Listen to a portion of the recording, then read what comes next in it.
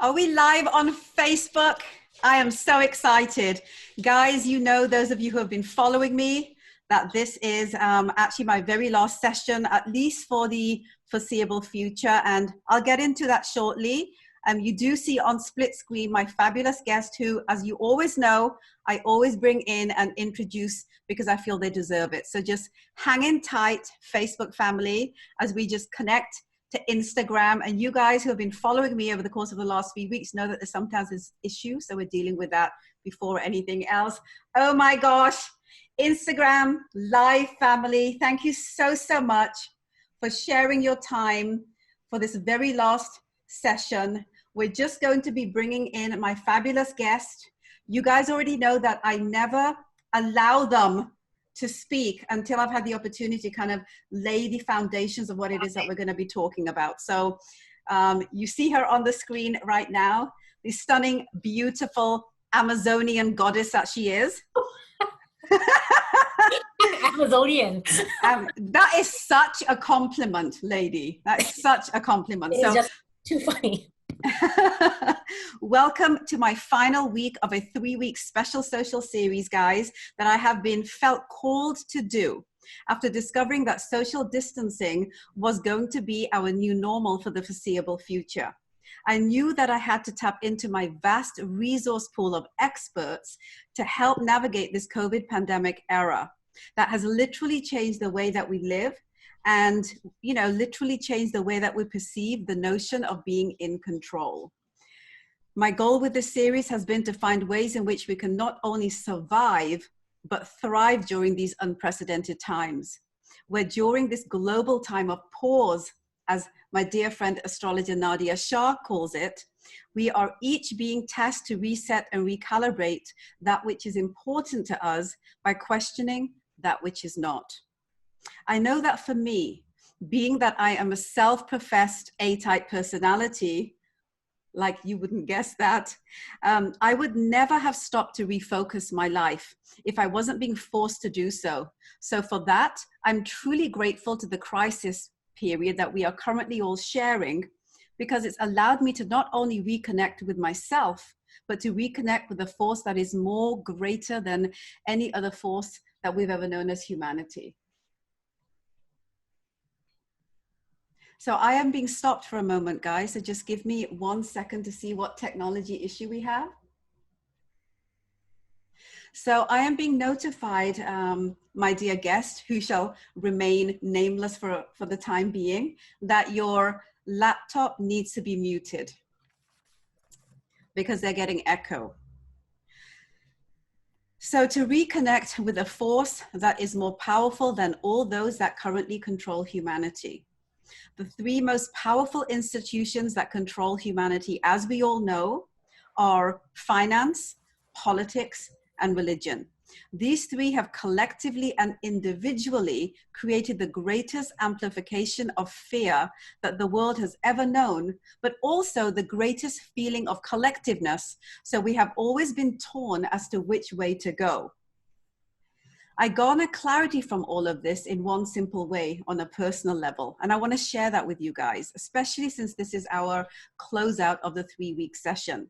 I believe that the only power greater than all of this is knowledge, because knowledge diffuses propaganda, manipulation, and limiting beliefs, all of which make up the unholy trinity that feeds the veins of fear and suffocates our God-given right of freedom of choice. It's that one single ability to choose or not that defines everything we know and everything that we do here on earth. I want to share that with all of you during this lockdown period, that I feel strangely liberated. And I know that many of us do, because, you know, we've all been seeing it, we've been hearing it, we've been, you know, noticing all the stories that people have been sharing, and just how profoundly uplifting that this time has been, even though it's also been the absolute opposite. Like the fact for me, for example, I want to shift my entire professional focus to serve more. For those of you who know me, know that everything that I've ever done has been to serve in some capacity or other.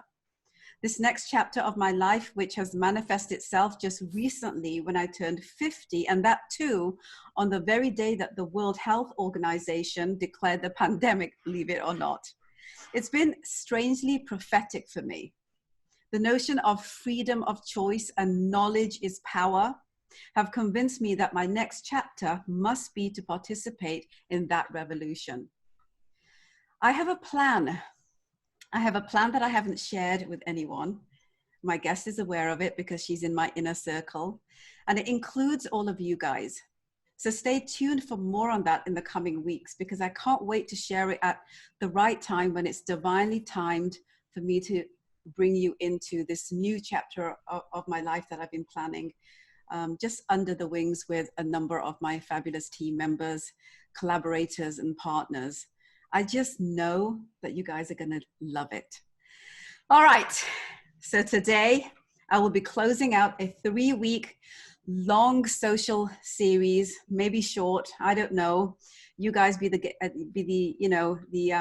people that decide on that.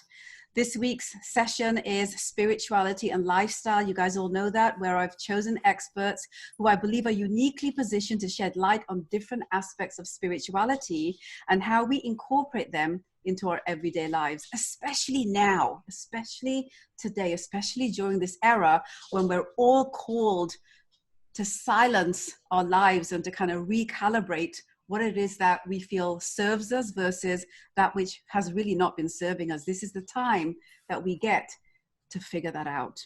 On Monday, celebrated astrologer, author, and founder of Synchronicity University, Nadia Shah. She shared her fabulous insights and education, knowledge, and wisdom, as well as tips and resources as to what's happening in the sky today that kind of reflects and just mirrors what we're experiencing here. On Wednesday, I had the pleasure of beauty, self-care, and holistic expert, Kavita Suri.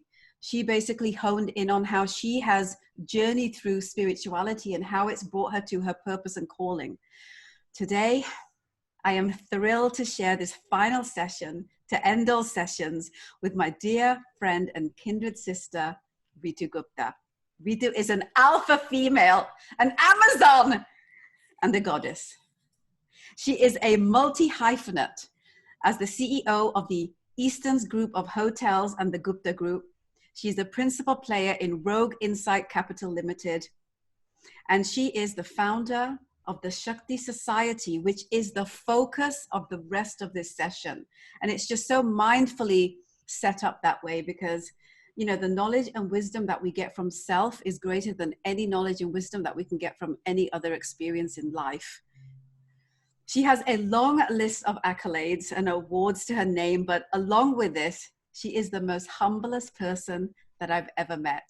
My darling Reetu, welcome to my final session. Thank you so much for taking time out of your crazy schedule to be a part of mine and to be a part of my communities.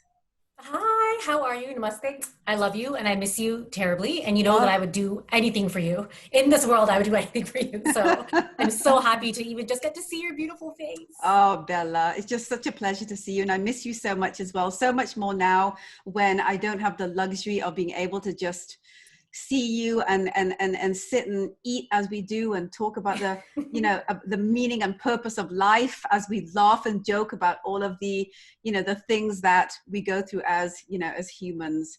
But here we are. We get the opportunity, at least through technology, to be the god of technology, to be able to sit here and have a meaningful conversation. So my first question to you is this.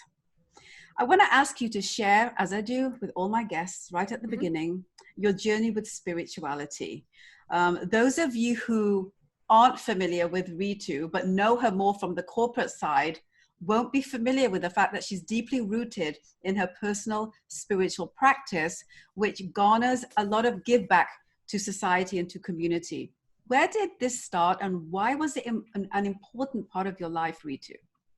You know, it's so interesting. First of all, thank you so much for having me on your show. And thank you for everything that you do for South Asian people, for South Asian women, especially. This whole week and all the guests that you've brought on have been badass South Asian women. And I know that that is one of your many goals in life. So I really want to thank you for that. Really, really, truly thank you for that.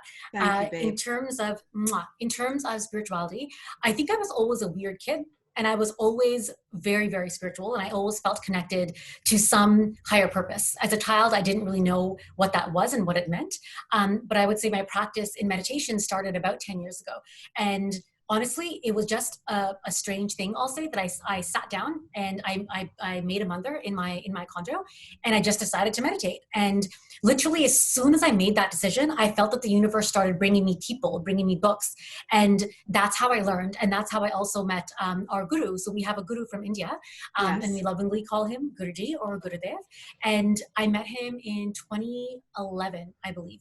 And through his teachings and his meditation and just his amazing energy, I feel that my path to spirituality just sort of increased tenfold with meeting him. Wow. So spirituality has shown up for you in the form of prayer, meditation, and the way that you live your life. You've just encapsulated that literally in the last few moments. I want to, just for the uninitiated, I want to kind of break each of these down. Okay. A lot of people are kind of DMing me, and I see, a lot of stuff out there that people are questioning and looking into prayer and meditation and how to kind of incorporate it into their lifestyles, especially now that they have this moment of halt to be able to look at the things that they feel aren't serving them and to find other things to help serve them better. So let's talk first about prayer. Can you break it down from your perspective? For sure. I think it's interesting because I'm finding as well, a lot of people during this time are wanting to meditate and they're wanting to get into that world, we'll say, but they don't know how. And to be honest, I think the actual definition of prayer is speaking to God. For me though, yes, although I am incredibly religious, for sure, I also think that prayer doesn't necessarily have to coincide with a belief in God. I think prayer can also just be telling the universe or showing gratitude to the universe, to a higher force. It doesn't necessarily have to be God. I don't think you necessarily have to be religious to pray. I think prayer is a point where you connect to your soul and you're able to say, thank you. You're able to say, thank you for what I've been given. For me, during these past couple of weeks, for me, my prayers have all been just thanking God for everything that I have and praying that I can help as many people as I can. And you've so been for doing me, that that would be prayer. You've been doing that both on a personal level as well as on a professional level. I mean, your organizations, every time I, open up social media, I'm seeing you, with your teeth, your hands, your nails, your feet into all kinds of give back. I'd love to talk a little bit about that as well. What are some of the things that, you and your organization have been doing? Sure. Out there. So when this crisis started, obviously the hotel industry, hospitality as a whole was hit really, really hard. Yes. And I felt that I wanted my teams to know and to understand that there are other people that are suffering way more than we are. And at this point in the world, kindness is what's healing. And I feel that kindness is what is actually going to heal the world and get us out of this crisis. So I started a project called Project Kindness. And my brother and I, Suraj, whom you know very well, yes. We decided that we wanted to put together these acts of kindness that could spread, hopefully across Toronto. So our first act, overnight, Didi, we were able to raise 1,800 pounds of food for Second Harvest. Oh my gosh. Because our teams at all of our hotels have been so amazing, and they all said, Reet, you're right. We need to show kindness to others. Yes. So we've donated 2,500 masks, I believe, to UHN. Wow. This weekend as well, we're doing something for all of our staff because a lot of our staff, unfortunately, is temporarily home for the moment. Of course. So this is what we're trying to do, just to show love, to show kindness, to show gratitude. Wow.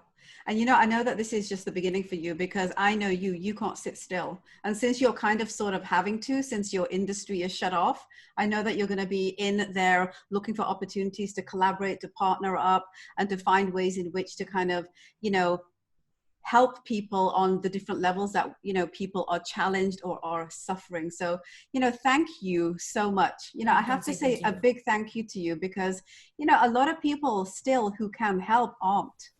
that just is the reality, and it's great to see people who can help actually doing it. And, people like you who are doing it consistently. I'm so proud of you as your big sis. Thank you so much. So I know that, meditation and lifestyle are the other aspects here as well. And prayer, meditation, lifestyle are all kind of intertwined with each other. And I want to kind of encapsulate all of that as it pertains to your experiences in life by kind of going through a series of questions that I feel will help people understand this better, because it's a huge topic to talk about. So for sure. You're very connected to the divine feminine. That's obvious. We talk about it all the time. Hindu goddesses like Shakti Mataji are kind of avatars that you really kind of, lean into. You've called your organization the Shakti Society as well. So I know that there's a correlation there. Talk to us a little bit about that. Yes, for sure. So as I said, I am very religious and I don't shy away from that, although I know, so I can only speak to Hinduism. I feel in Hinduism sometimes, if you say you're religious, they confuse it with superstitious.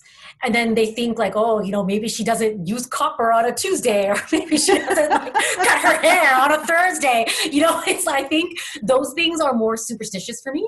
I am very religious, and I believe in God and all of our gods. And I think for me, what I love about Hinduism is that in our religion, the female goddesses are the ones that basically rule our religion.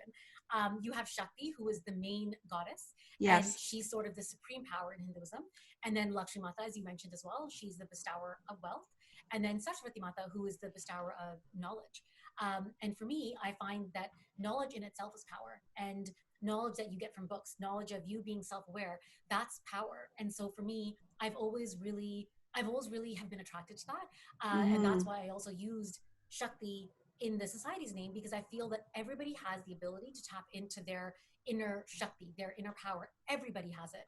And so I really wanted to bring that out to the forefront. And Shakti, I find also it's a word now that even if you're not Hindu or speak Hindi, everyone knows this word, Shakti. Yes. It's become a lot more mainstream, I would say. Yeah, it's very powerful. And it's interesting. I wanted to actually just kind of pick up on what you're saying there in terms of religious versus, superstitious. I mean, I feel that really comes from not having the knowledge. Again, I keep coming back to that. I talked about that at the beginning. I feel that the most powerful tool that we have as humans in any manifestation is knowledge. And when you don't know, when you're ignorant towards something, when you think that something is a certain way, but you don't actually take the time to look into it, you actually don't understand what's going on. And it's those misrepresentations that create the big fear and the negativity around religion. So it's interesting you say that. And the other thing is with Hinduism, which I feel that if everybody kind of took a moment to understand the logic and ideology of Hinduism, they'd see it actually really fits into human lifestyle beautifully, because all of the avatars have a purpose. They have a mission. Yeah. And all of those missions and purposes are those that we as in human form need to understand, need to experience, and need to be able to rise, above incorporating them. So I, logically, even when I was a young girl, I would, look at, this, avatar is saying this to me. So that means I must do this. And this one is saying this, so I must do this. All of that collectively, as we grow up, as we become, adults in our own right, and we start experiencing the outer world, it's interesting how we kind of forget all of those things that we learned, especially those of us in, Hinduism. I'm part Hindu. My mother is Hindu. My father is Sikh. So I had the fortune of growing up in both religious doctrines. And I also had the fortune because I lived in England amongst, a huge Christian, community, that I had the advantage of also learning that doctrine as well. And it's really interesting how all of them literally, and this is a cliche, but it's true, and you know this, Reetu, all of them are saying the same thing. They're just saying it in a different way. And I feel that regardless of what doctrine of religious texts you have been born into, you need to find the one that resonates with your spirit. You need to find the one that speaks to, your soul and helps you to lift yourself up above and beyond kind of the human experience, which is kind of why we're here, right? 100%. 100%. I completely agree. Absolutely. So let's talk a little bit about the Shakti Society. What is the mission behind this particular community, and why did you decide that you needed to do this? Sure. So again, going back to being a weird kid, I was always this weird kid that felt that I needed to help people. Do you have to tell you a funny story? I found a letter. Actually, I didn't find this. A friend of mine sent me a picture of a letter that I wrote when I was 7 years old. Okay, 7. And it was actually written to his mom, who was a secretary at my school. And I had written her a letter that said, "Thank you so much for taking care of me. You probably don't remember, but I do. You're doing a fantastic job." And I'm like, I'm 7. Like, what the hell? It's also kind of weird because I haven't changed since I was 7. But so I don't know if that's more concerning. But I think I always felt that I wanted to help. So I think in 2012. To also lift people up, like listen to that letter. I mean, your whole purpose of that letter was to tell her that she's doing a good job and that you appreciate her. I love it. I don't even, it was so funny to me to see that I have not changed since I was 7. No growth whatsoever. I beg to differ, but okay. So in 2012, I created the Shakti Society. And to be honest, I had no idea what I was going to do with it. I just felt that I would use this, and I wanted to use Shakti Society to instill courage, confidence, and conviction in people, especially women. So I created it and I made it a registered charity in 2012. And then 2 years later, it just sat there. And then 2 years later, when I started teaching meditation, it all kind of came together. And I knew that the first thing I would do with Shakti would be to teach meditation. Right. Wow. So you have been doing that. I have been to a couple of your sessions as well. Extremely powerful. It's palpable how powerful the spirit experiences collective consciousness when they are collectively meditating together, right? 100%. 100%. Absolutely. So I want to go there. Let's talk a little bit about that. Is prayer and meditation the same thing? Are they different? Are they mutually exclusive? Do they kind of tie into each other? There's a lot of a confusion around that for a lot of people who, don't do either. Can you shed, your experience on what you think? Yes, for sure. So I think from what we were saying before, I think prayer and meditation can be different. And I want people to know that you're able to meditate whether or not you believe in God, whether or not you pray, you can still meditate. And I think it's important because for me, meditating is, so the correct definition, people say that prayer is talking to God and meditation is listening to God. For me though, I would like to take that a step further and say it doesn't have to be about God. It doesn't even have to be about the universe if you don't believe in it, but it's about connecting to yourself. And for me, meditation is when your heart is speaking to you. And I think all of us, we have that little voice in our head that says, don't go down that road, don't text that boy, don't go do this. And sometimes we don't listen to it. So I think that what you have to do when you meditate, it's allowing your heart to speak. It's allowing your soul to speak. So I would encourage everybody, even if you're not religious, it doesn't matter. But meditation is something that anybody can do. And it's so, so important. You said something so profound that I just want you to say it one more time.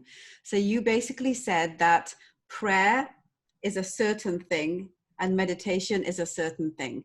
Can you say that again? Because I almost feel like I need everybody to hear it one more time and take that moment, because, I think I need to kind of write it up in big neon lights even, as to the difference between what prayer is for, a human versus what meditation is. Can you say that one more time?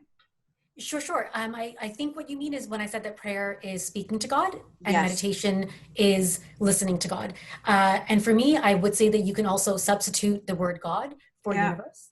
And for meditation, you can substitute universe for your heart. And I think prayer is also just speaking from your heart, and meditation is listening to your heart. Wow. I just love that. I feel like you need to do a session on that. That is just so profound, sweetheart. I do them both, but I never actually looked at them from that perspective, but I'm going to moving forward. God. You've just kind of changed a trajectory in my headspace around the two of them. And I just want to say thank you for that. Okay. So I want to also, ask you, how can people get involved with the Shakti Society? Like, I know that I always get the emails and to participate. People who aren't familiar with it, like where do they need to go join it? And, what do you do in this community that it, would benefit people to want to join? Yes, for sure. So I have to say that my soul is about 102 years old, so I'm still getting used to technology. Even before, no, honestly, even before coming on today, I didn't know how to share screens. I was a little nervous. I was like, I'm going to screw this up. Sorry. I thought I would. So I was born in Scarborough. I'm sorry. It just comes out at times. So back to the Shakti Society. You can send me a message on Instagram if you're watching on Instagram, or on Facebook as well. We do have a website, www.theshaktisociety.com. So right now we do meditations, and I've been doing them online as well. And the one thing also that we do with the Shakti community is usually once or twice a year, we do a big event where we help others. So last year, I believe around Christmas, we actually made a whole bunch of sandwich bags, and all of the people that came, it was so cute.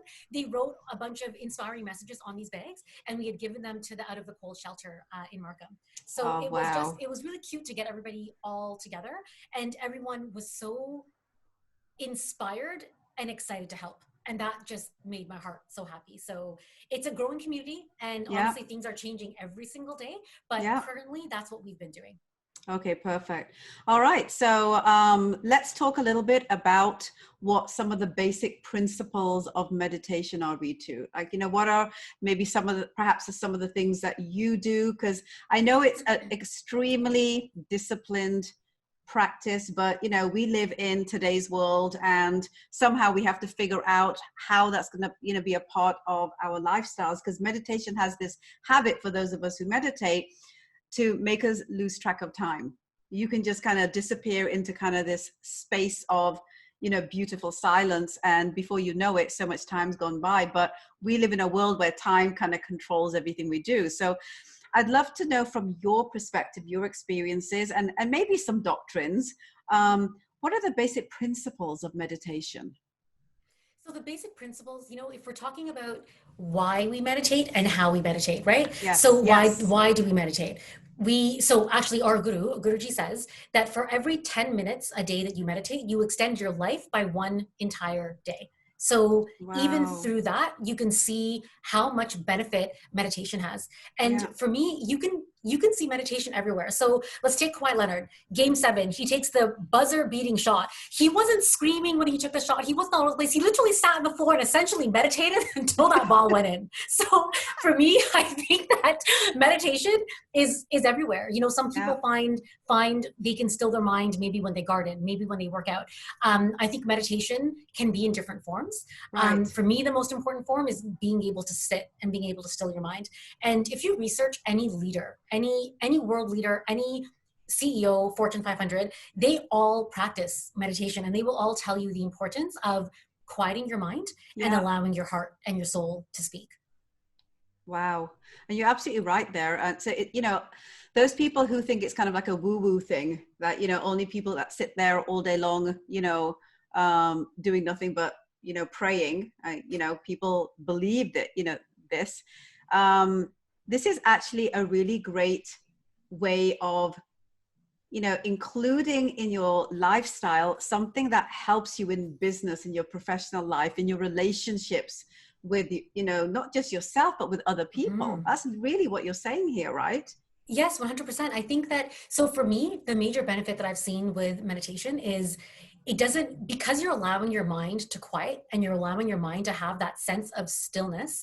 It's like when your phone has a million apps on and it starts to slow down, your mind is the same way. And we need to be able to slow down our mind so we can allow new thoughts. Something that I've read is that 95% of our thoughts are the same from the day before. So if the day before you were really negative, you were really down on yourself, you were sick of being isolated and all this kind of stuff, the next day you're thinking everything the same. So with meditation, you're allowing your mind to let go of that negativity. And when you're able to see clearly, so for me during this crisis, I know meditation has saved me because I was able to see clearly and to take our company through this. But if I didn't meditate, I would be a nutcase. I mean, I'm still a nutcase, but I would be even more of a nutcase. So actually, let me ask you something here. You said that meditation came to you about 10 years ago. Pre and post meditation. Who was Reetu Gupta? Such an amazing question. So I was always really hyper. I'm still really hyper. Yes. Yes, Yeah. you are, my dear. Yeah. Okay. So is there much of a difference? It's infectious in all the right ways. No, it's so funny. I was always this kid that was like dancing around, and I realized, okay, no, I'm still the same in that aspect. Honestly, I would say, peace of mind and clarity for sure. I think that would be the biggest difference. And honestly, I feel like I'm growing every day. So the person that I was yesterday, 2 years ago, 10 years ago, it's not that I'm so different, but honestly, I feel like I'm more self-aware, and I'm definitely more calm in a sense. If there's a crisis, I am not going to freak out and panic. It's going to be, okay, let's look at the solution. Everything happens for a reason. How can we take this crisis and make it into an opportunity? How can we take this crisis and look at something good? I think, Didi, honestly, the most important change would be that I think positive about everything. And maybe some people would say that I was always like that, but for me, I can see that difference as well, that it doesn't matter what's happening. I'm going to see the silver lining, the bright star, the reason why this is all happening. And there's always a good reason. Absolutely. I completely agree with you. Certain words are used in meditation for their manifestation power, right? Words like Om, I am, and many others. How do we decide what words to focus on when we meditate in order to accomplish a specific outcome? You know, Om is such an interesting word. And Didi, as you said, you grew up with Hinduism, Sikhism, and Christianity, right? Yes. So when you look at the sound of Om, it's actually prevalent in all of the major religions. So in Hinduism, we say Om. In Christianity, they say Amen. In Arabic, at the end of their prayers, in Islam, they'll say Amin. And in Judaism, in Hebrew, when they say hello, goodbye, they'll say shalom. And it's this sound of Oma, which for us, we know that it's the sound of the universe. And it's actually the sound of the highest cosmic vibration that's in the universe. And for me, this is why it's so important when I do my guided meditations, I start with the sound of Om, because it really centers all of your energy and it sort of preps your mind for the meditation. Wow, absolutely. You know, I didn't know that. And it's interesting because, you know, Om, Amen, these are words that I use and they just give me peace when I'm in that moment where I'm like, you know how our lives are, right? I mean, we're entrepreneurs, we're businessmen, we've got lots going on. And all of a sudden, you know, I'm being attacked by all kinds of things in my life, business-wise, of course. And, you know, I take that moment and I just say Om. And you know, within seconds, everything just changes in my perspective of what I'm having to face. And I'm just able to face it with, you know, with very little effort. So you're really right in the power of this.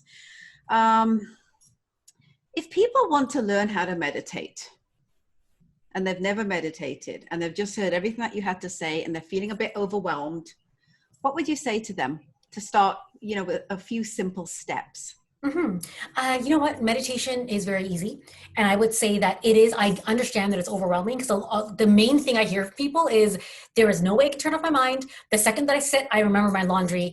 I have to take my dog out. I have to take my kids out. You know, they remember all of these things. So I would say what I would suggest is sit down, give yourself 3 minutes, and number one, don't be hard on yourself. Because I think a lot of people, they tend to sit, they get all of those thoughts about work and everything, and then they immediately start yelling at themselves in their head, right? What are you doing? Oh my God, you can't meditate. If you don't want someone else to speak to you like that, you should never speak to yourself like that. So I would say the second those thoughts come, the second those thoughts come, just say, I hear you, and I'm going to deal with you in 3 minutes. And that's it, just 3 minutes. Give yourself 3 minutes to just sit. Those thoughts will, I promise you, they will quiet because now they know you're going to deal with me in 3 minutes. And for the first minute, just follow your breath. That's it. It's honestly just that simple of following your breath. And that would be, for me, that would be what you could do as sort of an introductory exercise. So a bit of yoga. So a bit of yoga then really. Yeah. Exactly. And I think yoga and Om, they also go, you know, so much hand in hand. Yeah, absolutely.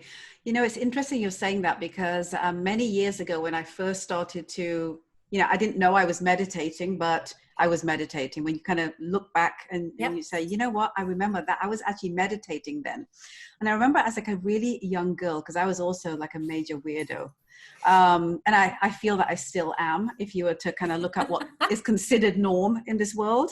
Right. And I remember sitting on my bed. I remember actually, I want to share this with you, but I remember sitting on my bed really, really young, and, and I was scared. And I was scared because every night when I used to go to bed, I used to have nightmares. And it wasn't about anything in particular, but it was just about scary things, like, scary faces or scary stuff, right? That thing that just gives you chills, right?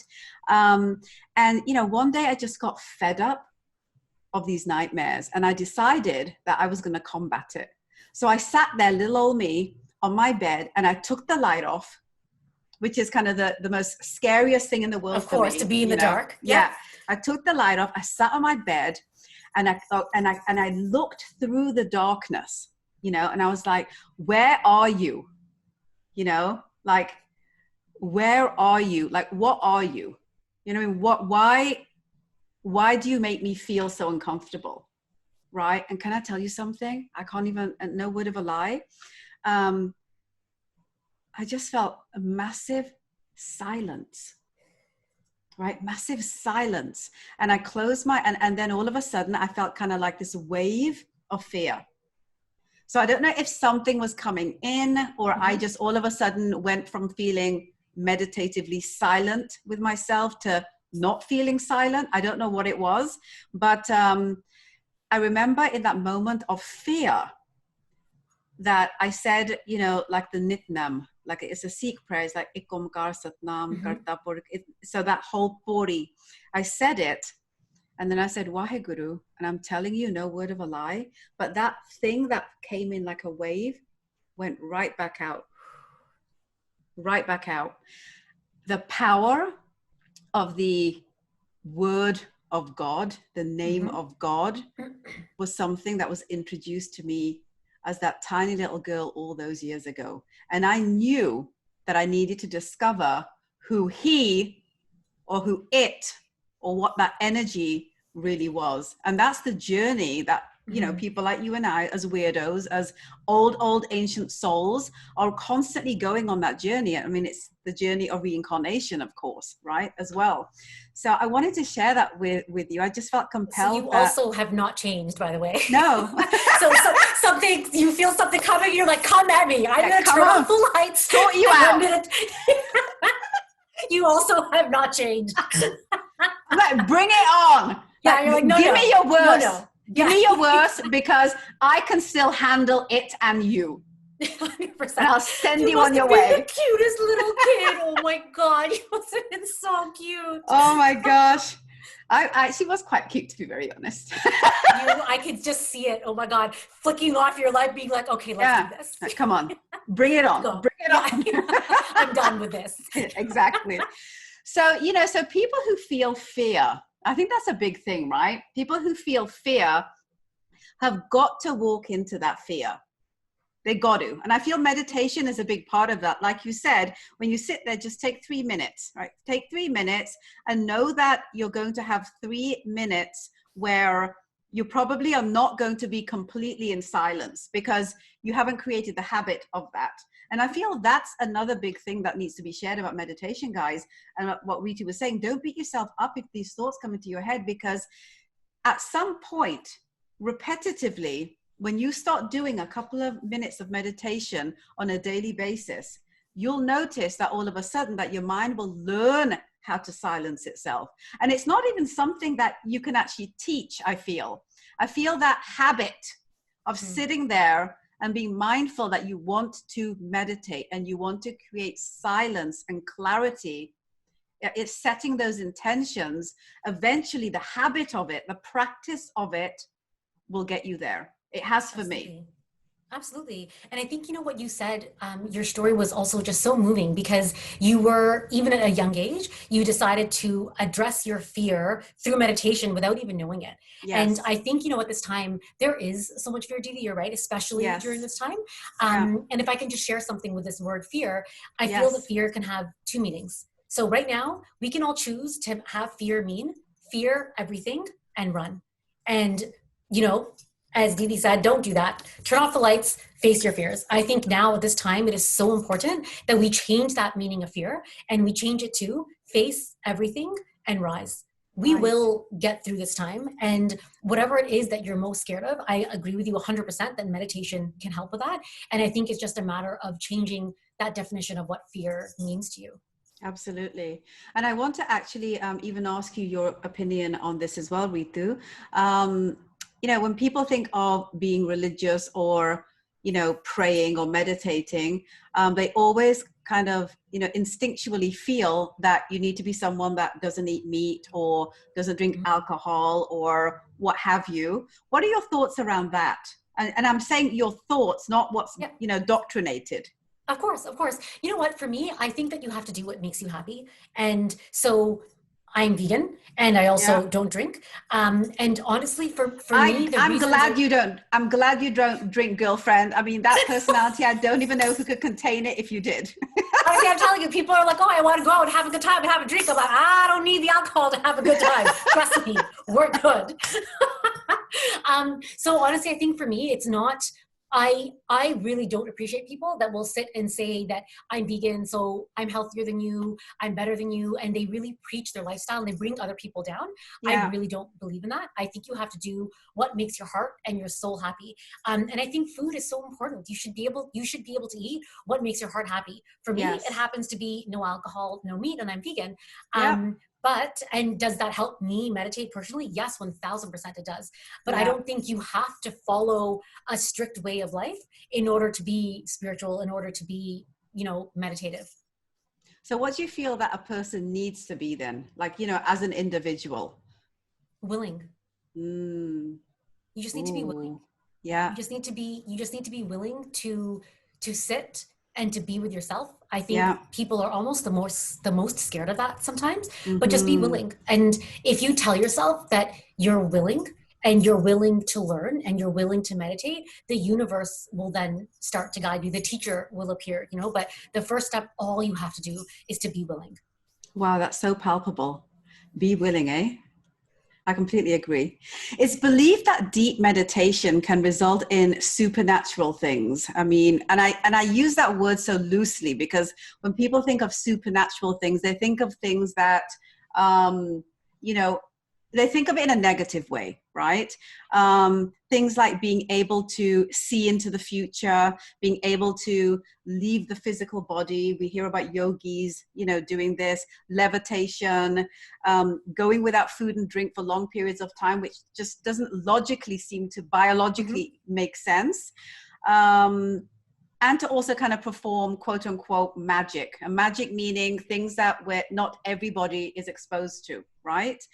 Is there any truth to this through written documentation? I want to ask you this because I know that you are always, you know, a scholar of knowledge and information, just like I am. Like, have you come across this? It's a big one. I know it's a big one. I'm laughing for some and people reasons. are scared of it. So I want to kind of that's why I'm scared to answer. I'm like, all right, well, let's just put it all out there. I 1000% believe in magic, and I've always believed in magic.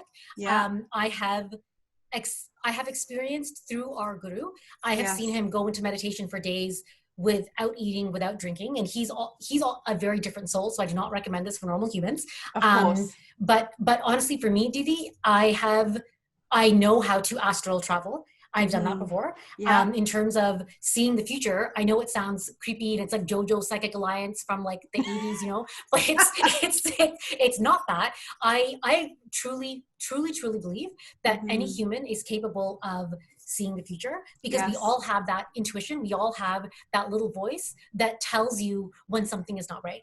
And if you're able to hone in on that, you're able to quote unquote see the future. But I do think all of these things are possible. I was telling you, Didi, about that book, Buddha by Deepak Chopra. It's on the way to you, by the way. Okay, wonderful. I can't wait to read it. You have to read it. You will resonate with it so much. And you know, I'm such an advocate of, you know, Buddha's doctrines and teachings. It's everything that I think follow. his story and his life, Yeah. you especially will resonate with it for sure. And the higher calling, and it's 100% you. So it's on the way to you. That book and Autobiography of a Yogi. Yes. Autobiography of a Yogi teaches you the science behind astral travel, behind intuition and all of that. So there's actually written books and scientific books that will explain how all of this is possible. So I 1000% believe in it, and I've experienced it myself. Absolutely. And and you know, I want to share as well, since we're going there. I mean, we're going there, right? Yeah, sorry. So you know, astro travel is something that I've also experienced at different waves in my life, especially the last couple of weeks. Like the last couple, you know, just with kind of all the astrological conjunctions, and you know, just the stillness of the universe, and just how, you know, we're using energy as a collective, you know, human experience. I just feel that we're, you know, if you allow yourself, I think that you can actually tap into a greater, purer sense of yourself, just because the world is not as polluted. Even though, you know, we have the virus, but on the flip side of that, there's so many other layers of pollution that are kind of disappearing. And I feel that when pollution is removed from our atmosphere in any form, it changes the dynamic of the energy, and it changes the human experience. So I don't know if anyone out there, you know, has gone through any of this, but I've felt a lot of activity during sleep time. So I've actually heard a lot of people, Didi, that they're having interesting dreams, almost, and it's dreams that they almost feel is giving them a message. So I've been hearing this a lot from people. So I completely agree. There's different energy happening in the universe right now, for sure. Absolutely. So just to kind of close off, because I'm getting the 5 minutes from over there, the countdown. I wanted to just ask you if anybody wanted to kind of tap into prayer and meditation. Are there any resources that you recommend that people should maybe read or look online? Is there anything that you would recommend that they could start with? Of course, God, there's so many. I would say Deepak Chopra, I know online, he also does guided meditations. Yeah. He's definitely a great one. I will be doing weekly meditations every week starting next Friday, the 24th, every Friday at 4:00. And I promise my meditations are super easy. They're good for anyone. So how do we log in? Yeah, tell us how we log in. Instagram Live. Okay. So with what's your handle? Which of your many handles? So the name is Sis from the Six, Sis _ from _ the _ 6. Okay. So it'll be live on Instagram every Friday, 4:00 with meditations starting April the 24th. So can I just have you just put in the comment box what your handle is, because there's a lot of underscores there. And I know that everybody's going to be asking me about what your handle is. Are you able to do that on your side? It cut out for a second. So in the comment box, are you able to put in what your handle is? Because there was a lot of underscores that you just mentioned. Yeah, just so that people know. Do you want me to type it? Yeah. Can you do that? Yeah. Yeah. So just up on, there it is. Thank you, Varuna. Oh, V, thank you, V. Perfect. Perfect, thank you so much. Because, you know, V, I want I people to be able to find you. Thanks so much, Varuna. So I wanted to also ask you, any final words that you want to kind of put out there for people who are, you know, really finding it difficult to get through their day? What are, you know, 100%. I think that right now, everyone's saying that this is the new normal. This is not the new normal. This is the new temporary. This is going to go away. Our world has been through recessions. We've been through 9/11, SARS, H1N1, and we've always bounced back. I promise you all, we will bounce back. The new normal is what's scaring people, that this is going to be the rest of our life forever. It's not. It's temporary. Things are already starting to recover. And I think I want people to understand that this is not isolation, it's salvation. And Didi, is exactly as you said, that you're taking the time to be quiet and to be with yourself. I feel that the world is in a point of salvation where Mother Earth is breathing again. And this is giving us all a time to breathe and to find that place within yourself. And I would urge all of you to not be scared and to instead face everything and rise. And just remember that, take out this word isolation because it's making people nervous. This is salvation. It's a time for you to find yourself, to be with yourself. Maybe you meditate, maybe you dance, do whatever you need to do, but do something that makes your heart happy, for sure. Yeah. And it's interesting you say that, because meditation also has many forms. It's not just sitting there still in silence. I mean, Shiva would dance. His dancing was a part of his meditative practice. 100%. So, 100%. that dancing that you do secretly in your room, Reetu, that, I'm very familiar with. Yeah. I know that you're meditating, girlfriend. I know that's what's going on. I've been dancing since I was 8 years old. My mom taught me. So even during salvation, I've been learning new dances, and I even told my family, like, I'm going to do a performance for you. So not so secret. Love it. Absolutely. So, I just want to ask you one final question, my love. I adore you in like so many levels. I've seen you grow up from the young child that you were with my lovely Steve Gupta. And, it's been wonderful to see, the woman that you've grown into. And what I love the most, and there's so many things that I love about you, is the fact that you just haven't lost just that spirit of innocence, that you're always so fabulously happy and joyous, and it kind of it blows into a room when you come in. And I can't wait to sit and to be able to kind of just be consumed with that energy of yours. I love you so much. I feel it. It's palpable through our conversation today. And, and all of you guys out there, I encourage you to go check out the Shakti Society and see what, Reetu is up to, and, anything that she kind of puts out there where she's, really putting out her acts of kindness. Get involved, guys. Like, all the little things are what make great things happen. And again, I thank you, my darling, for spending 60 beautiful minutes with me. And I cannot wait until, we're able to share so many post-COVID memories, which is what I'm looking forward to. And actually, I kind of feel like I want to ask you one more question. I've been told that I have a small moment of time. I want to ask you, because it's a question that I've asked a couple of other people, and I kind of feel that I want to ask you. You remember that time when we hit the 9/11, and people have always kind of referred to life as pre and post 9/11, right? And kind of the big thing that came out of the 9/11 for us as humanity was just a sense of security, the sense of wanting to feel safe, right? Pre, post COVID, what are your thoughts on what you feel we're going to take away from this experience? What are we going to define as, remember when we had, COVID-19? This is the collective, human experience that we got out of this. What I can tell you, what I hope that we all get out of this, I hope that what we get out of this is showing kindness and showing love to others. I think right now, staying home is showing kindness to yourself and showing kindness to others. And you see people that are helping. You see all of our healthcare workers, God bless them, everyone on the front lines, they're working for us. So for me, when we come out of this, I hope that people take a moment and remember that and feel gratitude and feel love and feel kindness.